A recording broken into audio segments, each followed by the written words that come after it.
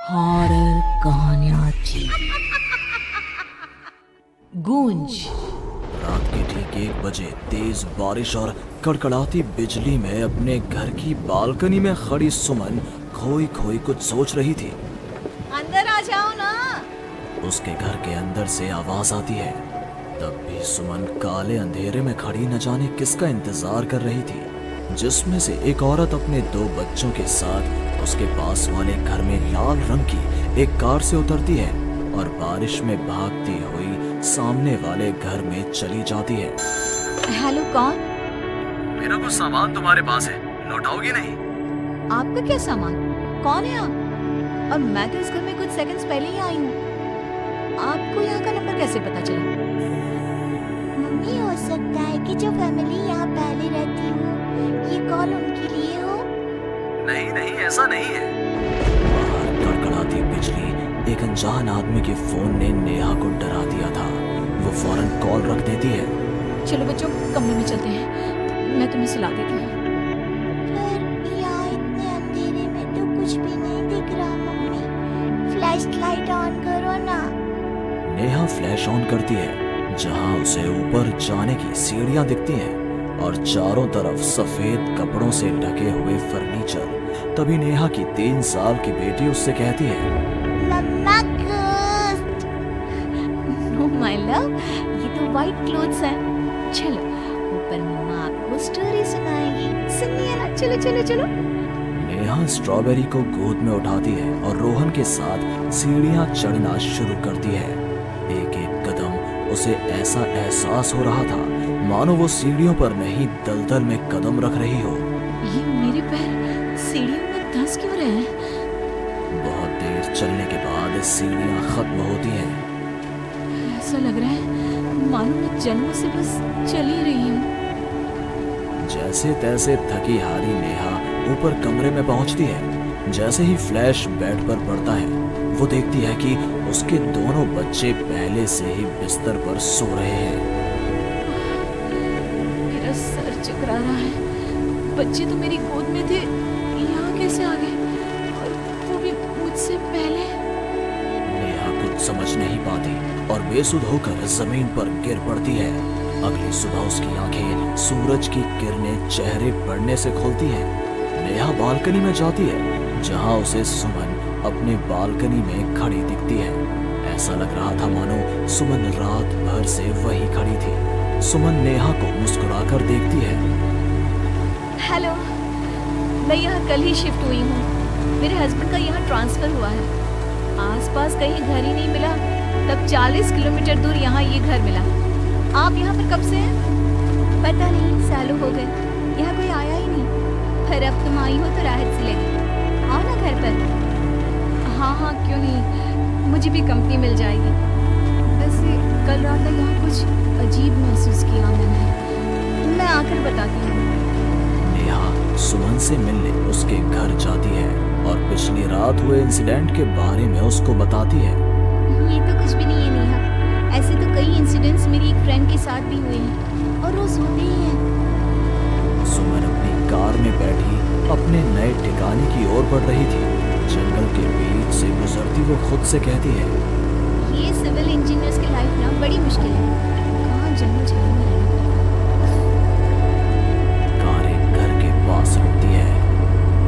लीजिए मैडम, हम आ गए। आपको कुछ जरूरत हो तो मुझे कॉल कीजिएगा, मैं ये बगल वाले घर में ही हूँ। सुमन घर के अंदर जाती है। डाइनिंग टेबल पर पहले ही खाना रखा हुआ था, पानी का ग्लास भी, टीवी ऑन ही था। ऐसा लग रहा था मानो अभी अभी यहाँ कोई था या है। चलो, कंपनी अच्छी है, सब अरेंजमेंट्स मेरे आने के पहले ही कर रखे हैं। सुमन खाने की टेबल पर बैठती है, जहाँ 5 लोगों का खाना परोसा हुआ था। 5 प्लेट किसके लिए सर्व कर दिया? हाथ है। सुमन अपनी प्लेट से खाना शुरू करती है और उसी वक्त बाकी 4 प्लेटों से भी खाना गायब होने लगता है। प्रमिल, कहाँ हो तुम प्रमिल? सुमन भागती हुई अपने ड्राइवर के घर पर जाती है। सुमन क्या देखती है कि प्रमिल जमीन पर गिरा हुआ है। फर्श पर हर तरफ खून ही खून। प्रमिल के मुंह से भी खून खून आ रहा था। वो कराहता हुआ कहता है, मैम, यहाँ रूहें रहती हैं, ये आपको भी नहीं छोड़ेंगी। ये कहते कहते ही प्रमिल दम तोड़ देता है और सुबह के 11 बजे अचानक ही अंधेरा छा जाता है। चारों तरफ से अजीबोगरीब आवाजें आने लग जाती हैं। मम्मी, आई, अरे कोई खाना देगा क्या मुझे? अरे जी सुनिए ना, प्लीज प्लीज मुझे मत मारो। पापा बचाओ, ये लोग कौन है? सुमन अपने दोनों हाथों से अपने कान को बंद कर लेती है और जोर जोर से चीखती है। अचानक एक सन्नाटा चारों ओर फैल जाता है। सुमन प्रोमिल के घर से बाहर निकलती है। चारों ओर घुप अंधेरा, वो भी कुछ देख नहीं पाती और वापस अपने घर की ओर लौट आती है। इससे अच्छी तो मौत होती। ये मैं कहाँ फंस गई? मम्मा गोदी। अरे सुमन, क्या मरने वरने की बात करती रहती हो? जाओ मेरे लिए चाय बनाओ। ये कौन बोल रहा है? तभी अचानक से घर की लाइट्स ऑन हो जाती है। सुमन देखती है कि वो किचन में है। उसके ठीक बगल में एक औरत, जिसके बाल उसके चेहरे की ओर थे, गैस के फ्लेम में अपने दोनों हाथों को पका रही थी। तुम कौन हो तुम? और यहाँ क्या कर रही हो? इनको बहुत पसंद है मेरे हाथों का खाना, तुम्हें भी चखवा दूं क्या? कर्कश आवाज में ये कहती हुई वो औरत झट से सुमन के हाथों को आग में डाल देती है। सुमन चीखती रहती है पर वो औरत उसके हाथों को नहीं छोड़ती। तुम्हारे पेट में एक बच्चा है ना, सुन लिया मैंने। और औरत ये कहती सुमन के पेट पर हाथ फेरने लग जाती है और उसके पेट में हाथ डालकर मांस का टुकड़ा बाहर निकाल कर खा लेती है। मेरा बच्चा।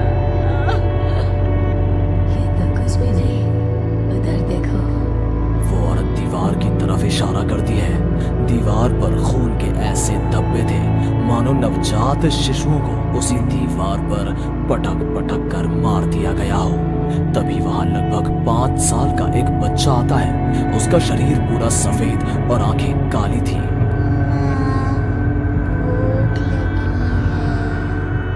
वो औरत अपने आग में सेके हुए हाथ को वहीं पास में बड़े चाकू से काटकर बच्चे को खाने को दे देती है। सुमन तो समझो अब मर ही चुकी थी। इतना कुछ देखने के बाद कौन ही जिंदा रह सकता था। अब उसका शरीर भी गवाही दे रहा था।